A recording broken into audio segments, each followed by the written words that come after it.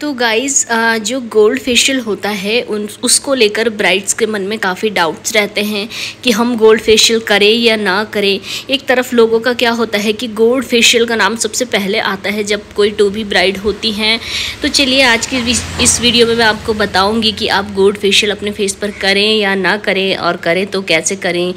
तो देखिए यहाँ पर मैं कर रही हूँ नेचर्स का गोल्ड फेशियल। इनके अभी मैंने नेचर्स का जो जिनका मैं गोल्ड फेशियल कर रही हूँ, इन्हीं की मैंने ब्लीच की थी, गोल्ड ब्लीच, वो भी नेचर्स की ही थी, और वो वीडियो ऑलरेडी चैनल पर अपलोड हो चुकी है। अगर आपने नहीं देखी तो मैं पिन कमेंट में लिंक दे दूँगी, जाके देख लेना। और आज मैं इनका कर रही हूँ नेचर्स का गोल्ड फेशियल। तो अगर स्किन टाइप की बात करें तो स्किन है इनका डस्की स्किन है, और देखते हैं डस्की स्किन पे वैसे मैं सजेस्ट करती हूँ कि आप वाइटनिंग की तरफ ही जाएं तो ज़्यादा अच्छा रहता है। बट कई लोगों के मन में गोल्ड फेशियल को लेकर एक वो बन जाता है कि हमें गोल्ड ही करवाना है। तो उनको मैंने सोचा कि मैं लाइव दिखा देती हूँ कि अगर आपकी डस्की स्किन है तो उस पर कैसा रिजल्ट आएगा डस्की स्किन का। और वहीं कुछ दिनों पहले मैंने अपनी मम्मी की फेस पे मैंने डायमंड फेशियल किया था नेचर्स का, उनकी भी डस्की स्किन है, तो उसका भी रिज़ल्ट आप देख लेना कितना बेटर आया था। और अगर आपने वो वीडियो भी नहीं देखी तो आज जाके देख लेना एक बार, मैं डिस्क्रिप्शन में या पिन कमेंट में दे दूँगी। तो चलिए करते हैं फेशियल। और सबसे पहला स्टेप है इसमें क्लिनज़र का। तो क्लिनज़र हम बहुत अच्छे से करेंगे। कई लोग क्लिनजिंग अवॉइड कर देते हैं क्योंकि वो नॉर्मल कोई क्लिनज़र कर देते हैं, एंड फेशियल किट में जो क्लिनज़र रहता है उसे अवॉइड कर देते हैं, बट नहीं, आपको बहुत अच्छे से करना है। और सेकंड जो स्टेप है इसमें स्क्रब का है। इसका स्क्रब जो है काफ़ी अच्छा स्क्रब है, बहुत ही अच्छे से डेड स्किन को रिमूव करता है। मुझे काफ़ी पसंद है इस फेशियल किट का रिज़ल्ट। और देखो, एक फेशियल किट में जैसे 4 या 5 स्टेप होते हैं, तो कुछ प्रोडक्ट उनमें से बहुत अच्छे होते हैं। कई बार हमें ऐसा करना पड़ता है कि स्किन के हिसाब से हमें कोई स्टेप हटाना पड़ता है, कोई उसमें ऐड करना पड़ता है। तो वो सारा जब आप वर्क करते रहोगे फिर आपको पता चलेगा, एक्सपीरियंस होगा। काम करते टाइम पे गलतियां होंगी, मिस्टेक्स होंगी, फिर आपको रियलाइज़ होगा कि हमसे कहाँ पे मिस्टेक हुई है, कहाँ पे हमसे कौन सा प्रोडक्ट गलत तरीके से लगा है। फिर आप उसको रियलाइज़ करोगे कि हाँ, आपको पता चलेगा कि आपसे मिस्टेक हुई है, फिर आप उसको खुद सही करने की कोशिश करोगे। ब्यूटिशियन का जो वर्क होता है, एक ब्यूटी वर्क होता है, इतना मतलब वर्क ऐसा होता है कि इसमें आप जितनी ज़्यादा प्रैक्टिस करोगे उतना ज़्यादा आपका हाथ साफ होगा। और कई लोगों को सुनने में ऐसा लगता है कि हाँ, हम कर लेंगे, हाँ, हमसे हो जाएगा, बट मेरा ये मानना है, मैं अपने स्टूडेंट्स को भी बताती रहती हूँ कि ये एक ऐसा काम है, पार्लर की जो लाइन है एक ऐसा काम है, आप इसमें जितना ज़्यादा अपना हाथ चलाओगे, चाहे वो हेयर स्टाइल हो या मेकअप हो, फेशियल हो, कुछ भी हो, थ्रेडिंग हो, उतना ही ज़्यादा आपका हाथ साफ होता जाएगा, उतना ही आप में कॉन्फिडेंस आएगा। चीज़ें गलत होंगी, कई बार होंगी। देखो, मॉडल पे वर्क करना बहुत आसान होता है, चाहे कुछ भी कर रहे हो पार्लर का वर्क, ठीक है, बट रियल क्लाइंट पे जब हम करते हैं तो एक अलग ही एक्सपीरियंस होता है। रियल क्लाइंट के टाइम ही गलतियां होती है, मॉडल पे कभी मिस्टेक नहीं होती, ये भी मैं आपको क्लियर कर दूं। मॉडल पे कभी मिस्टेक नहीं होगी क्योंकि वहाँ पे हम कॉन्फिडेंस रहते हैं, क्योंकि मॉडल हमारे में से कोई एक होती है तो गलती भी नहीं होती। अब क्लाइंट एकदम नया होता है, उसके सामने हम थोड़ा सा होपलेस हो जाते हैं।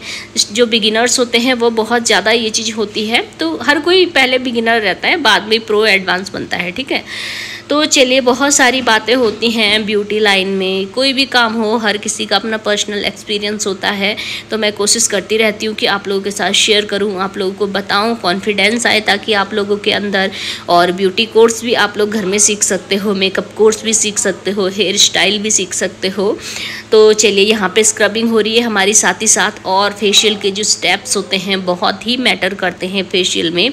मैं हमेशा आपको कहती हूँ कि 50% रिजल्ट हमारी फेशियल किट से आता है और 50% रिजल्ट हमारे हाथों से आता है। आपने सुना होगा लोगों को बोलते हुए, लोग कहते हैं यार तेरे हाथ में तो बड़ा ही अच्छा जादू है, तेरे हाथ से ना बहुत अच्छा रिजल्ट आता है। तो कई चीज़ें होती हैं, हाथों का भी बहुत जो है अहम भूमिका होती है हमारे फेशियल में, स्पेशली फेशियल में। और कोई भी वर्क को हम ग्लव्स पहन के कर लेते हैं, बट फेशियल हमें बिना ग्लव्स के ही करना चाहिए, तो ज़्यादा अच्छा उसका रिजल्ट आता है, ठीक है। तो स्क्रबिंग यहाँ पे हो रही है और इनकी डस्की स्किन है जैसे कि मैंने आपको बताया। तो और ना मैं आपको जो है एक बार इन्हीं पे मैं डायमंड या फिर पर्ल या सिल्वर कोई भी वाइटनिंग वाला फेशियल करके बताऊँगी, ताकि आपको जो है और अच्छे से पता चले कि कौन सी स्किन स्किन पर कौन से प्रोडक्ट का रिज़ल्ट आता है, ठीक है। वैसे तो इतने सारे फेशियल होते हैं, इतनी सारी कंपनियों ने लगभग हर फ्लेवर में फेशियल किट लॉन्च करी हुई होती हैं, बट हमको कोई ज़रूरी नहीं कि हमें सारी करनी है, ठीक है।